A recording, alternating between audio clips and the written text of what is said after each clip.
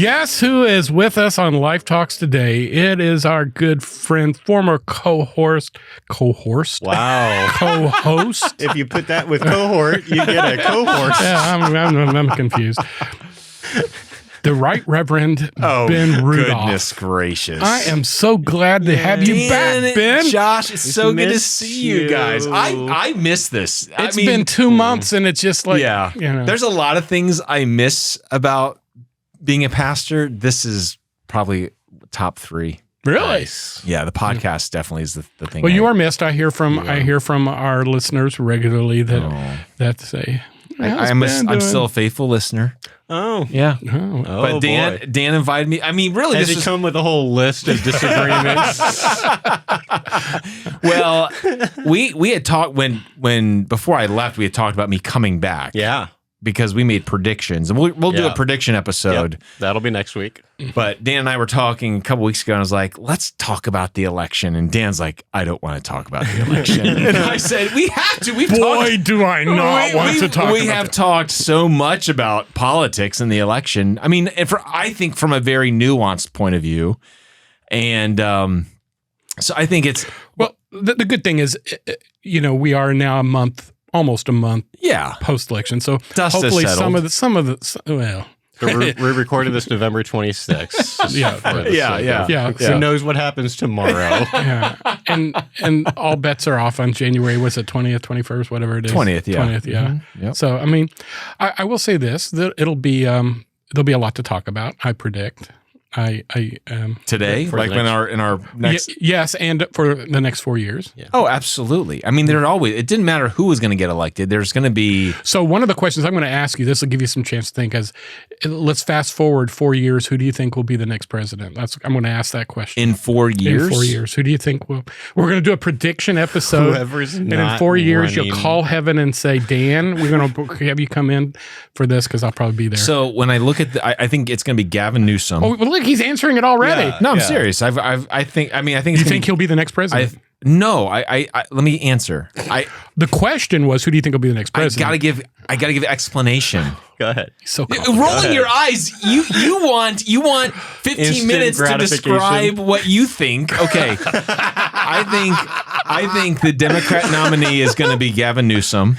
Okay. Nice. I think that the Republican will either be J.D. Vance or DeSantis. I think it's either one of those two guys. Yeah. And then I think everything depends on how good the economy's doing. If the economy is rolling, I think it's going to go to... If there's one thing consistent in American history, it is that we vote with our pocketbooks. It really is. We don't hear a lot of that about this last election, but it is a consistent thing that when people at least perceive the economy to be poor, they make a change of administration. I mean, we all remember in 1992 when George Herbert Walker Bush was running against Bill Clinton. Read my lips, new taxes. And he raised the taxes. Do you remember in 1991, his approval rating was so high because he went to war with Iran that they were wondering, like, there's probably not anyone that can beat him, right? Bill Clinton comes out of nowhere and wins the nomination, but it was because we had kind of hit a little bit of a recession during that time, and it was, I forget which Democrat, it might have been James Carville, who said, it's the economy stupid. It's the economy stupid. Yeah. I was 12. Don't look at me. But he very... In 91? You were 12? Yes. I hate you. I was born in 83. I was not paying attention at this point. So don't look at me for the answers on this one. I had 2 children. So I remember during that political cycle, the Republicans were beating the drum of family values. Do you remember that? Yes. It was the family values election. We need to restore family values to America. And they were really big on... Pat Robertson had run for president that morality, year. restoring some sense of morality to our nation. And the Republican convention that year was like like a Southern Baptist it was national convention or something. Yeah, it was pretty crazy. And then Bill Clinton won, I mean... handily, and it was because people were like, I don't like what my bank account looks like. I don't like how much money I'm not making. I think there's I think what Democrats ran on this time around was a maybe not family values, but it was an idea. They were running on a values. Yeah, culture wars are not the way to win elections. You can't. Yeah. And I'm not saying some of the nuanced things with the transgender issue didn't affect, because we know that the advertisement about the transgender surgeries for prisoners, that moves the needle for a huge swath of the male population. The bro vote. But at the core of everything was most people. I mean, because listen, I was in Arizona, which is kind of fun being on the western part of the country. Apparently they're still counting votes in Arizona, aren't they? I understand. Look at the last one's in somewhere in 2023 or 28. But it's kind of fun because by 9 o'clock at night at that time, I mean, it's like 11 o'clock over here. And by 9 o'clock, I was in shock. By 9 o'clock, I was like, yeah. So let me ask you this. Were you more shocked this time or in 2016? Oh, 2016. Okay. Was way more shocked. Yeah. I thought, and I think this goes back to one of my predictions, I didn't think we would know that night. I really, even the day of, I said, it's going to be a late night. We're not going to know for a week or 2 weeks or whatever. I just thought it was going to be messy. I just thought it was going to be another messy thing. And then when it was like, they're not calling Virginia. They weren't calling Virginia. They weren't calling New Jersey. Yeah. Florida was winning. Trump was winning by 14 points. I'm like, oh my goodness. I mean, you look at every demographic. Every demographic went red. Every city went red. I mean, went toward red. They didn't go red. I should say they went redder. In almost every demographic. White people. White men, I think. White people are the so white women went more towards Democrats, I think, right? I think that's the one demographic. Younger white women. Like younger white. They lost but I know there's at least one or two demographic exceptions, but basically every demographic went towards. It was shocking. It was a seismic shift. Yeah. Because even if Trump would have won, not because of depth, I think because of breadth. Right. I think the fact that Trump won the popular vote was not one person, even the most staunch Trump supporter, would have predicted that. I think I read something. AOC. We always, she's very popular. She loves the camera, and she loves to do her thing. But I think someone read like 40% of people in her district voted for Trump. That's insane. She's in one of the most liberal places in New York City. Yeah. That is shocking to me. So there was it wasn't just like, well, this people group and this people, like it was a lot of people going in that direction. That's the biggest surprise and the biggest shock that I still think people are trying to figure it out. But yeah, I was surprised that he swept all of the battleground states. Yeah. I would never have guessed. There were 6 to 8, however you want to count it. He swept all of those. So let me ask you a question. When you watch a football game, sometimes you watch a football game and there's a team that wins, like Kansas City Chiefs. And a team We're that going to loses. get to the predictions episode next time. Sometimes you can watch a game and you're like, well, that team is just clearly better and they won. Or you can watch a game and like that team made so many mistakes and that team lost. You know what I mean? Like, so which do you see? So what I don't know that I want to ask you a question. Did Trump win or did Kamala lose? And I know what I'm saying. Yeah. Like, who is to blame that's a really insightful result? And brilliant question. And I think my answer is yes. I think both. In what ways? So in what ways did Trump win? Trump won because, I'm not a fan. Really? I mean, you got that MAGA flag out of your house. Yeah. Yeah. Go away, Ben. Go back into retirement. I have people driving through my neighborhood looking for it. He does have this ability to punch the right buttons, to catch the right momentum moments, and it drives me crazy that he can do that because those aren't my buttons and it's not my things but it is to other people, and he sees that, whereas I don't see it. I mean, for instance, I could not understand. I hated the Republican convention because they had that Dana White fellow on there.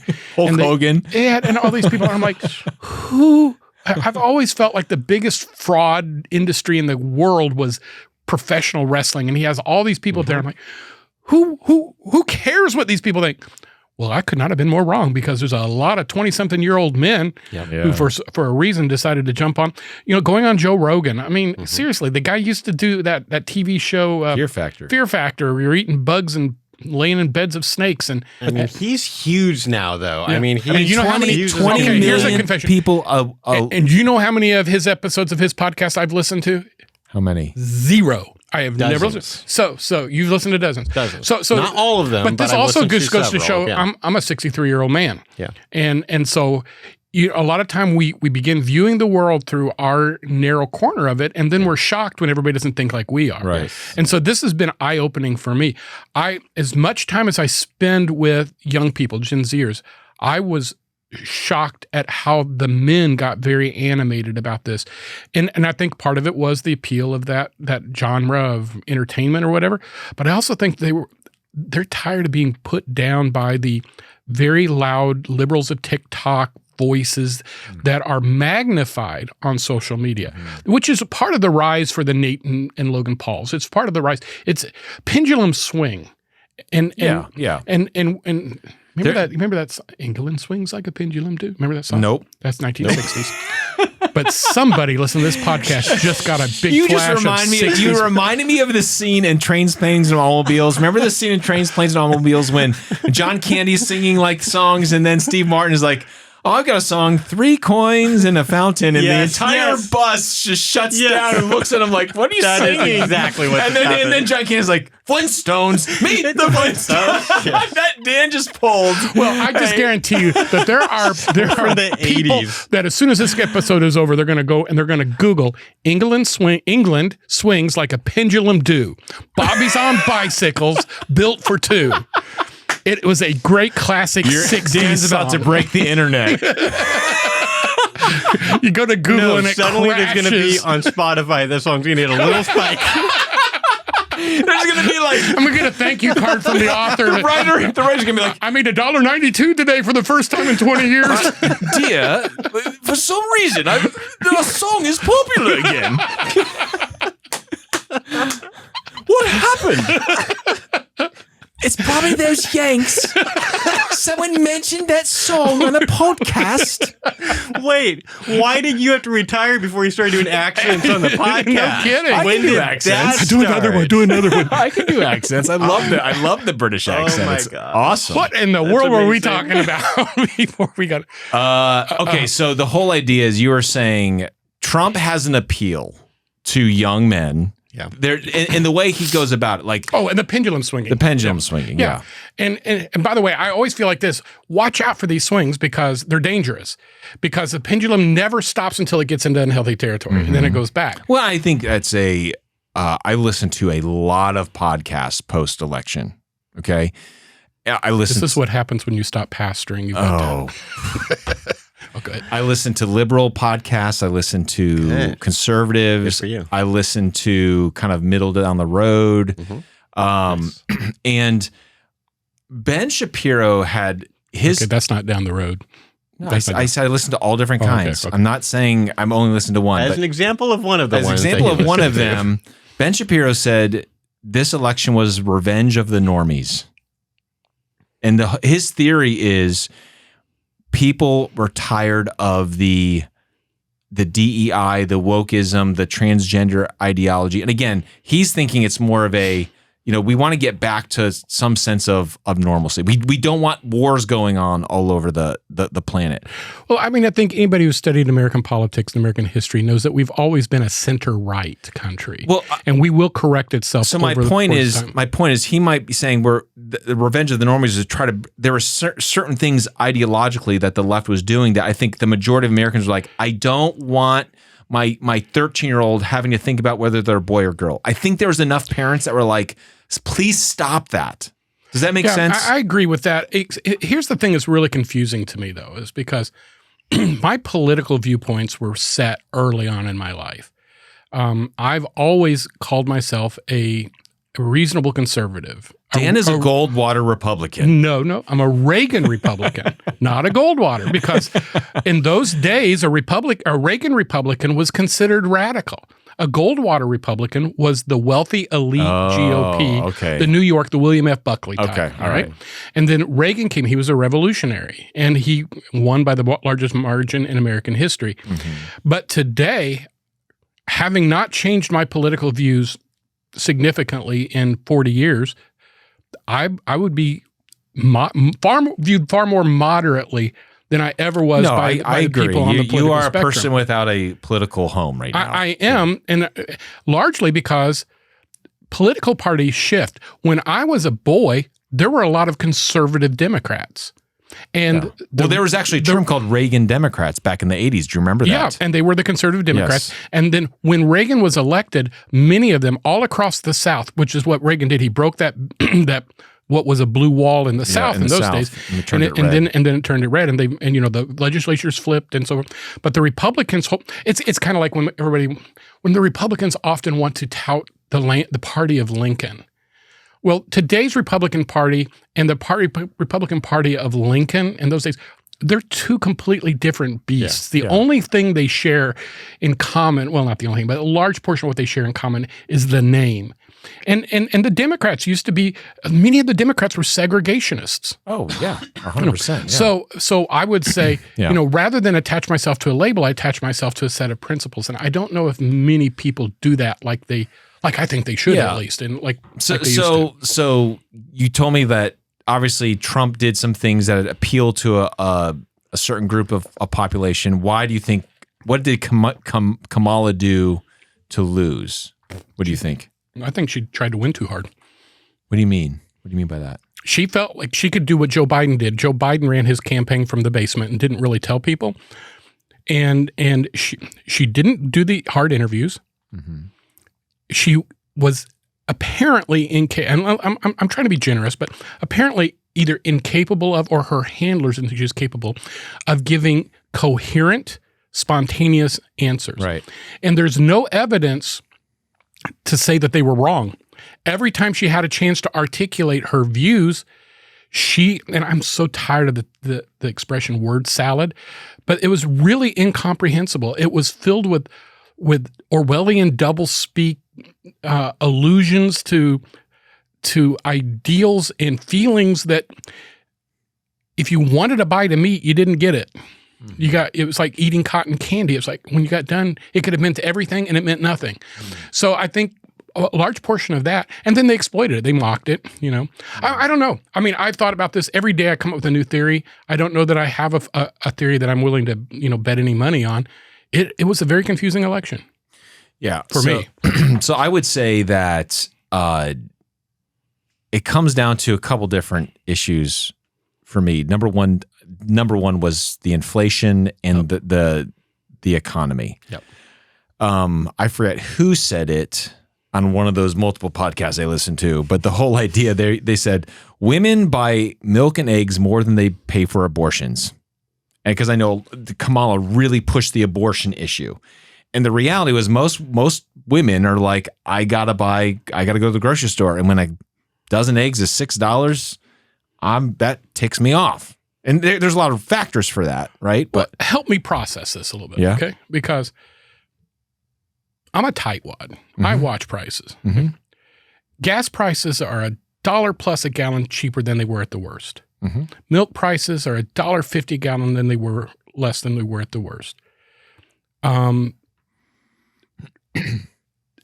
My 40, what do we use? 403Bs? 401? Yeah, 403Bs. My 403B has been growing consistently over the last 8-10 years, and healthily. Mm-hmm.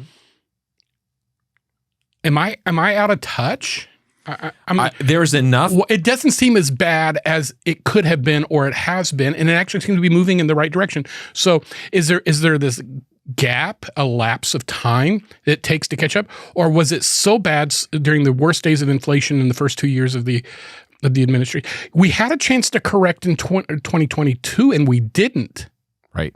So that confuses me. I think that I listened to a guy talk about the whole inflation thing. He said we will not have the purchasing power that we once did in 2019 until 2025, because the actual wage increases that people are getting won't catch up. So the purchasing power of the average American has, dipped down. So you were making, even if you got a raise, the other things that, and it's also the cost of like health insurance and a lot of my car insurance, I think, doubled in 4 years. I don't know how that happened, but obviously. But there's all kinds of it's like these little things here and there. And so the purchasing power, obviously, the majority of Americans felt it. I think it's fascinating that the Republican Party is now the party of the working class. Yeah, again. Is that weird? It is weird. When I was growing up, the Republicans were the party of the elite. They were the party of the big business. Big business and bankers, yeah. Now, the Republican Party is now the party of the working class, is that part of the persona that Trump brings, which is this brash, irreverent, coarse? And I don't mean that. Well, this is going to get me in trouble because I'm stereotyping, but he's not polished. He's not smooth. I agree with that, but Trump is authentic. Authentically inauthentic. No. I'm just telling you. Trump is authentic. What I mean by that, when he goes on Joe Rogan and speaks for, how many hours was he on there? 3 hours. 2.5 hours, whatever. 3 hours, whatever. And you listen to him talk. You might not like what he says. You might not like him as a person, but you listen to him and you're like, he's a real person who has real opinions on things. That's when I watch him, that's him. Like he does when he gets on stage, he's play acting a little bit. Like he plays to the crowd. He definitely does that. But he's a real person. The Kamala thing, I didn't know who she was. It's almost like, let's create a politician who tries to say the perfect thing at all times. Bill Clinton was and again, it's not just a Republican Democrat thing. Bill Clinton was a master at that. It's again, I go back to 1992. George H.W. Bush was like the robot politician. I'm going to tell you what I mean. Read my lips. Dana Carvey used to do the best impression of him. He was awesome. Not gonna do it. Yeah. Strategery. Well, that was W. But Bill Clinton could go into a McDonald's and talk to people. And it was like watching 1992 in reverse. Yeah, but so like the tricky thing for me, like the McDonald's thing was a complete fake thing. So like everyone in that car What do you mean by fake? Everyone in that car line had been pre-screened. Mm-hmm. And this is the Trump up, one. The Trump when Trump supposedly worked at McDonald's for like an hour or two. Like everyone had been pre-screened. It's a ginormous poke at her because she claimed to have worked there. But do you see him interacting with people? When you watch him, I've heard that he's always been good, even like decades and decades ago, at kind of being like having camaraderie with like the construction workers. He's good with people. And I've literally known people who engaged him in that level. He's good with people. He's good at connecting with people. And he has this sense of authenticity. But I don't know if it's actually authentic, though. I think he can be really, really good at being like, hey, let's make sure, have you gotten something to eat? Let's make sure this person gets fed, being like politicians. Nice. What do you mean by he's not authentic? Well, I'm saying it could be that he's being authentic when he's doing that. It also could be that he is doing things for purely narcissistic reasons that he is all for. I actually hope he's not authentic because his authenticism scares me. No, I think he's completely a narcissist. I mean, but you have to be to run for president. But here's the thing. Okay, so he has this moment. Degrees. I'm running on a treadmill in Utah, I think, at some point out west when the garbage comment that Joe Biden made. Right? Do you remember the garbage that all his followers are garbage or whatever he said? Whatever he said, something about garbage. And he gets on stage that night or the next day, and he's wearing a garbage outfit. And he went to the airport in a garbage truck. Okay, but let me just. But here's what he says that makes people just chuckle. Okay, he says they wanted me to wear. They wanted me to wear this, and I was like, no, I'm going to wear the suit. And then they said, but you look slimmer. And I said, give me the vest.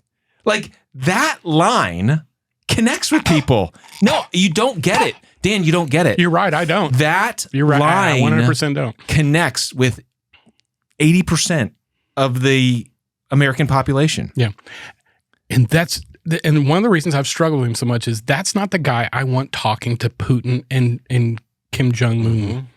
Why? He appears to be unhinged.